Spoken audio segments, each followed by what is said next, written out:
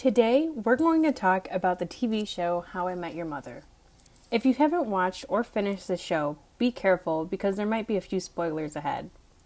How I Met Your Mother is a show about this guy telling his future daughter and son the story about how he met their mother, which the title implies.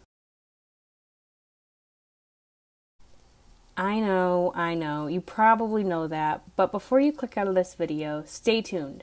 You'll be surprised to know that there is problematic content within the show.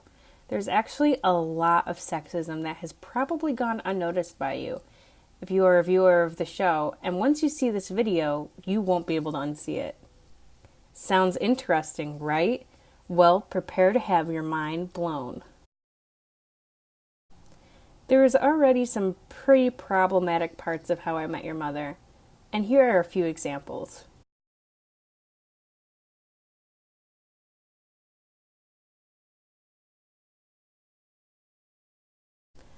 I know, it's kind of disturbing.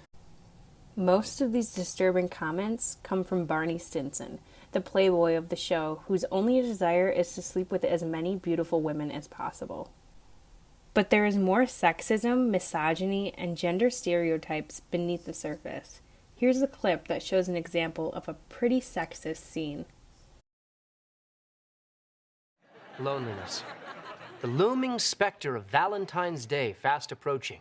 The two key ingredients to my favorite day of the year, February 13th, Desperation Day. That's not a thing. It's a thing. Much like Valentine's Day itself, Desperation Day dates back thousands of years. Weddings were forbidden under ancient Roman law, so St. Valentine performed them in secret under threat of death. That's actually true. Wait, there's more. This won't be. And right by St. Valentine's side was his best bro, Saint Desperatius, there to pick off insecure bridesmaids. Whoa, check out that one. Her body is a perfect X. Play on. High V. Oh, Jupiter, what are your plans for me? 15 and still unmarried. And I thought Pompeii was smoking. Every woman wants a date on Valentine's Day. That neediness reaches its climax, on February 13th. A magical night when a 10 has the self-esteem of a 4 and the depraved enthusiasm of a 2. Gross, right? To all my ladies out there, would you like it if a guy objectified you like this? We're much more than a man's conquest. Being called needy, desperate, etc. is one thing, but using that against us in order to take advantage of us for sex, that kind of promotes rape culture. If this isn't bad enough, later in the episode, Barney is even shown hunting for vulnerable girls through ultraviolet vision. He makes clicking noises like the predator. He's portrayed as the hunter, and the vulnerable women are the hunted. How disgusting is that? Women aren't pieces of meat for hungry men. Other aspects of the show that portray stereotypical gender roles include scenes with Marshall's mother, Miss Erickson. She is portrayed as the perfect mom. She does her grown 30-year-old son's laundry, buys him batteries for his Game Boy, and brings him food on a tray when he demands it, even when she twists her ankle. She is the traditional homemaker. She finds it unacceptable for herself to be assertive and tell Marshall to leave, and instead begs his wife to take him home. Marshall's mother is obedient and submissive. And is this what makes her the perfect mom? Another problematic part of the show includes Ted and Zoe's relationship. No, she's not the future mother, but she's one of the many women Ted dates while on his conquest for the perfect future wife and mother. When at the bar, Ted complains that his relationship with Zoe is moving slower than he would like. He explains that their next date is to bake cookies. His friends explain to him that baking cookies is actually code for sex. Robin further explains that men can ask for sex whenever they want, but women can't, and must opt for an excuse for the man to come over in order to be classy. But what's wrong with women expressing their sexuality if men can? This only further demonstrates the theme of submissiveness with women, like shown with Marshall's mom. When the date arrives, Ted shows up at Zoe's door with an overnight bag. Zoe tells Ted that he was presumptuous and asks him to leave.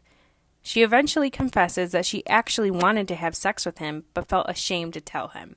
She then explains that she feels committed to Ted and says that she feels like they'll be in a relationship for a long time, possibly years.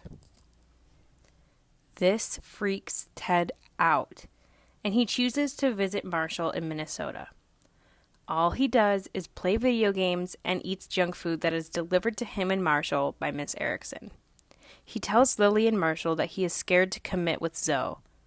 But wait, didn't he just say earlier that the relationship was moving too slowly? And isn't this what the entire show is about? Him finding a person to commit to? Why does he contradict himself? But maybe it's not about Ted. Maybe it's about Zoe. Is it because she's taking charge of the relationship?